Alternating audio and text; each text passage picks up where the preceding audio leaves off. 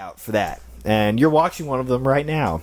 Heath, you've been involved with my YouTube videos for quite a long time. And it all started with a little project we made called Zap to the Past. Do you remember Zap to the Past? Do you remember that movie? It's about the time travel. 10 years! Hey! Yeah, I remember Zap to the Past. That was good. That was a good one. So what were you thinking making that? No, it was... I don't remember how it came up. See, no. It was definitely during school, because we had 2 classes together. Middle school. And we passed the script back and forth to each other. I remember that. Like you wrote 3 pages, and then you gave it to me like history, yeah. And then I wrote like 3 more, and then we just kept passing it back to each other until we had a full script. It had to have been done pretty fast. I'd say probably in like a week. Yeah. We made that. I mean, there's a week of school. What are we going to do there? Learn? No. We had a lot of downtime. Yeah. But I'm just wondering, like, how did we get the idea to do that?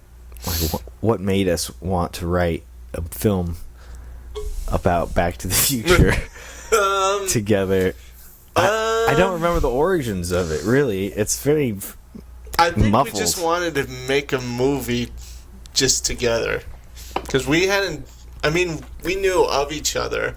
Yeah. But we didn't... I'd watched your videos. Yeah, and I watched yours. Yeah. And I think we was just kind of a mutual thing, like, oh, we kind of shared common interests. Look at that. We did, yes. We should do that. And we did. And it was Zap to the Past, starring our friend Declan, my brother Blaze, our friend Chris, and that's pretty much it. We were going to get my friend JP to be in it, to play the role of Declan, but he did not show up. No. Or whatever. Maybe he was busy that day when we were filming. Probably. See, that was probably it. It was just... I think the reason why I didn't... Because it was all one... We did it all... Not saying that just doing it all one day is bad, but... It wasn't the proper conditions. It was raining. It was horrible. And there was... pretty much most of the scenes were going to be outside. So we attempted to make this, like, 30-page script In one day. And we did. I'm sure we cut some things out. We had to cut so many things out. Because there's a lot of plot holes. It doesn't quite... Well, it makes sense if you... But also, no. No. There's a... Yeah. I just love the fact that my character, he won a science fair. That's his measure of, like... of scientific merit. We need to find someone that can build a time machine. Oh, my friend Heath, he won a science fair. What was the project? I don't know. Baking soda volcano. Yeah. I like how you. Okay, so the plot is these 2 friends watch Back to the Future. One of them has never seen Back to the Future, and after he watches it, he becomes really inspired, and he says, "Hey, what if time travel is possible?"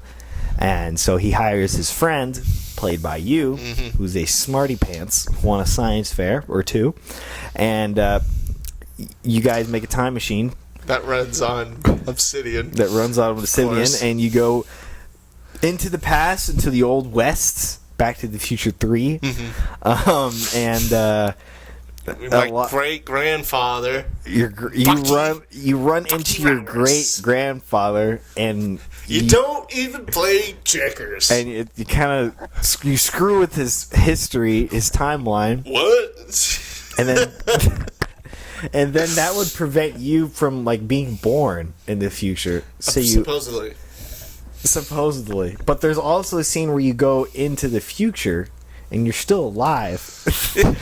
So even despite the fact that you messed with the past, you went to the future and everything was fine. I'm a living paradox. Exactly. And then you said, "Wait, we have to go back to fix it." No, Declan, you have to kill my grandfather, not me. Because if you saw each other, it would create a paradox. Even though we just talked to each other. Even though you'd already met. I yelled at you. You don't even have checkers. It doesn't make sense, but it's... It's the only reference for It's just for us. It's really just a movie for us now. Yeah, but the problem was, I think we tried to film it all in one day, and like we said, at that moment in time, I had my green screen set up outside of my house, and it was a massive green screen, and we could film anything pretty much back there. But because it was raining, we had to take the green screen inside, and filming it with a green screen inside is harder because outside. I liked filming it outside because bigger area, natural sunlight from the sun. We live in San Diego, the whale's vagina, so it's bright outside.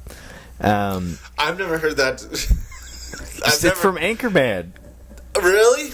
Oh, the first Anchorman, he takes Veronica Corningstone out on a date, and they sit in a parked car and they overlook San Diego, and he's like, San Diego, and then they're like, I wonder what does that mean, and then he says, I believe it means a whale's vagina, and she's like, no, that's not what it means, and he's like, no, I'm pretty sure that's what it means.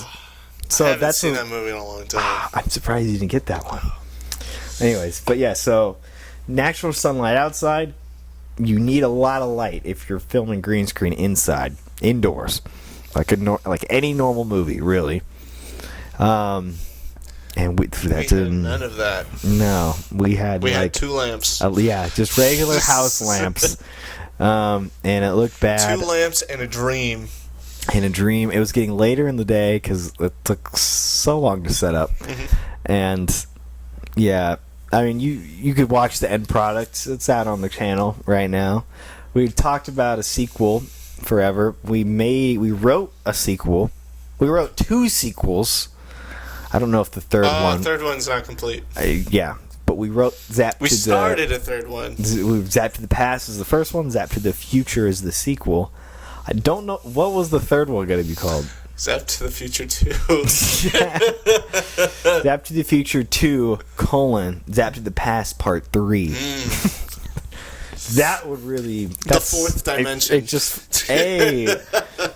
Zap to the quantum realm. Zap to the space. Zap to the present. Ooh. They're stuck in the future, and they try to get back to the present.